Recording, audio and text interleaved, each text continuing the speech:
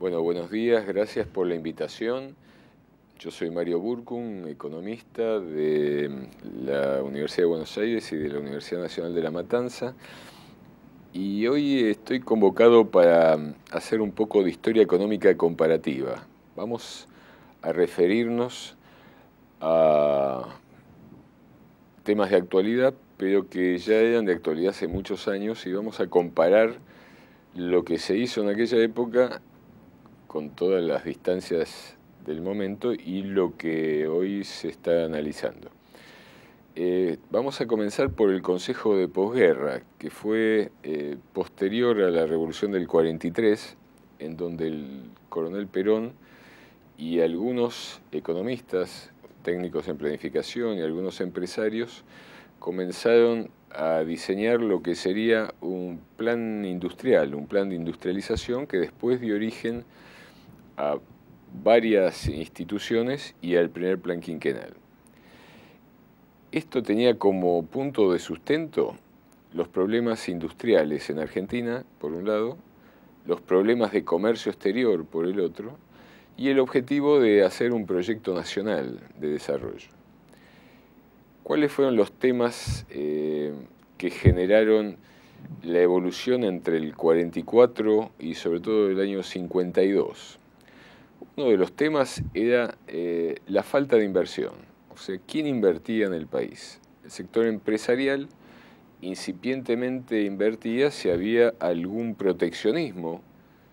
para su industria en relación a la importación de bienes. El otro gran inversor tendría que ser el Estado. En aquella época, los sectores que conducían el Estado decidieron desarrollar inversiones en lo que serían las empresas e industrias que habían quedado como propiedad del Estado o propiedad mixta después de la salida de la Segunda Guerra Mundial y la necesidad de expandir un cambio en la situación del mercado interno, sobre todo en el rubro viviendas y en el rubro infraestructura, o sea, grandes obras, puertos, diques, ferrocarriles, renovación de la flota mercante, electricidad, el tema del petróleo, siempre tan proclive al rol del Estado como un Estado regulador o como un Estado propietario. Y el otro tema era la carencia de divisas, sobre todo de dólares americanos, que ya en aquella época eran la moneda clave internacional para los intercambios, y la carencia de inversión. Esto llevaba a algunos criterios que, vistos desde el punto de vista del Estado, un Estado interventor, con un rol interventor, se referían a lo que era la doctrina económica keynesiana, o sea, de John Maynard Keynes, que a la salida de la crisis del 30 proclamaba un rol del Estado mucho más partícipe para el desarrollo de lo que él llamaba la demanda efectiva, o sea, incrementar el consumo, hacer que hubiese una demanda de consumo mayor, pero que fuera efectivo, o sea, que tuviera recursos para funcionar.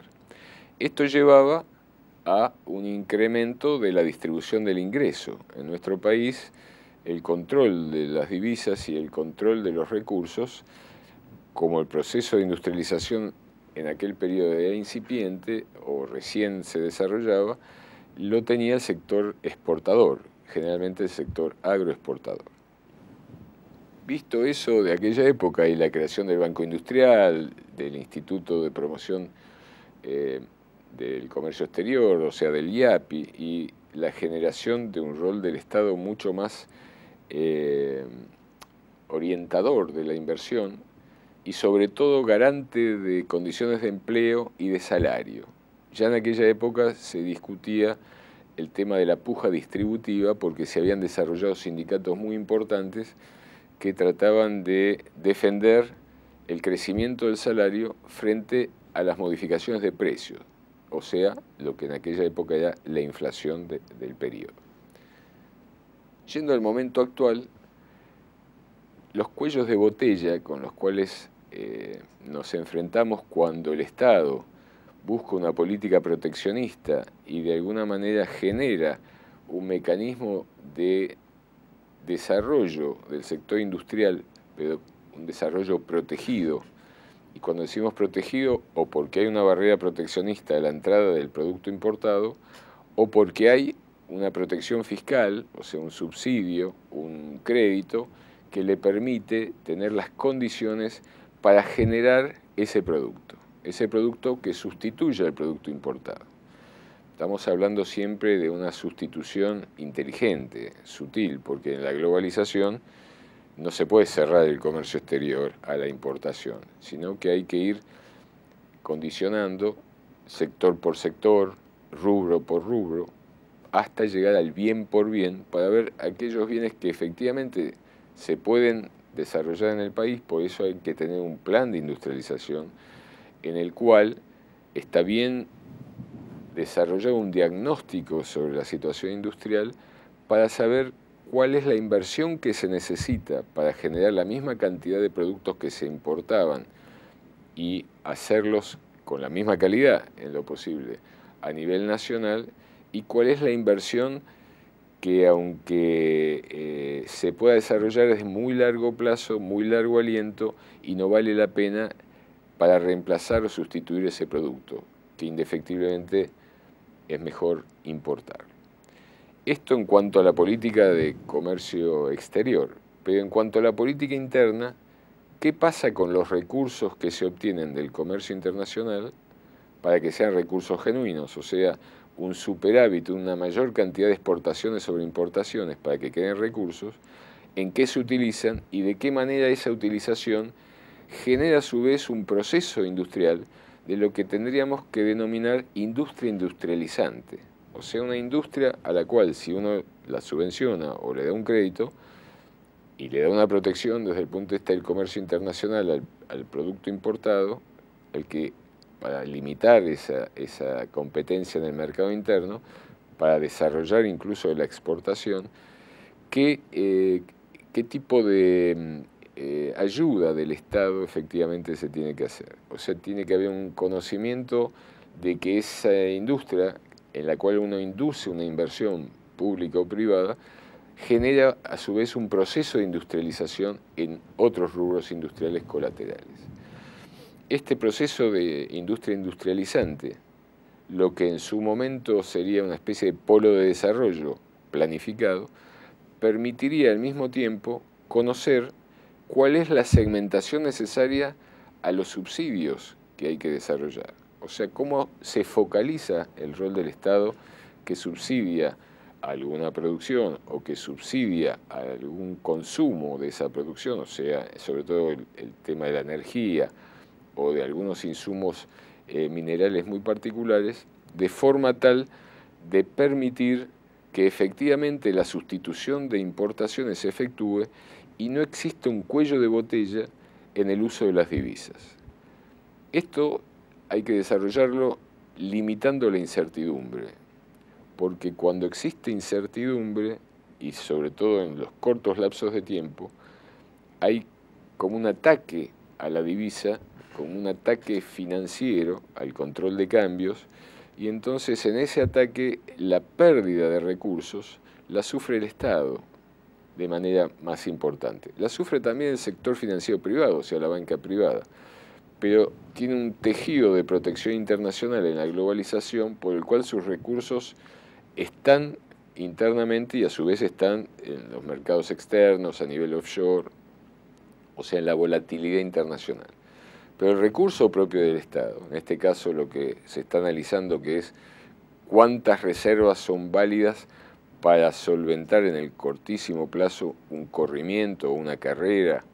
o un golpe de mercado contra el tipo de cambio, sobre todo contra el peso, que en realidad es un golpe de mercado que produce corrimiento de precios, o sea, contra las mercancías. Y ahí generalmente afecta al consumo individual, pero sobre todo afecta al consumo de la clase trabajadora, que es la que disputa el salario. Entonces, para los sectores liberales, la justificación es la puja distributiva. Es que el Estado ayuda a los sindicatos para aumentar los salarios y eso produce inflación. Y en realidad, en el sistema keynesiano de demanda efectiva, es todo lo contrario. Ese aumento salarial va directo al consumo y no va al ahorro o no va a la divisa externa, va al consumo, aumenta entonces la posibilidad de que el empresario privado invierta y genere un mercado interno más sólido y consecuente para el proceso de industrialización. Esto es lo que nosotros diríamos la historia económica comparativa entre lo que fue el primer plan quinquenal y el primer proceso fuerte de industrialización en Argentina, con cambios de salario, con cambios de la dignidad del trabajo, con cambios del consumo, cambios de productividad y cambios muy fuertes en la gestión del proceso productivo. Con lo que sería hoy en día las necesidades, o sea, un impulso a través de una planificación más de mediano y largo plazo, en lo posible 3, 5 años, para saber dónde el Estado coloca la inducción de la inversión, o sea, dónde prioriza y focaliza sus recursos, sobre todo en la actividad industrial, para darle al tejido asociativo entre campo e industria una potencia económica. ¿Cómo se prioriza en un mercado ampliado? O sea, la Argentina no puede estar aislada, tiene que priorizar hoy día con el espacio de la UNASUR y sobre todo ahí con Brasil y con Chile, con el cual podemos tener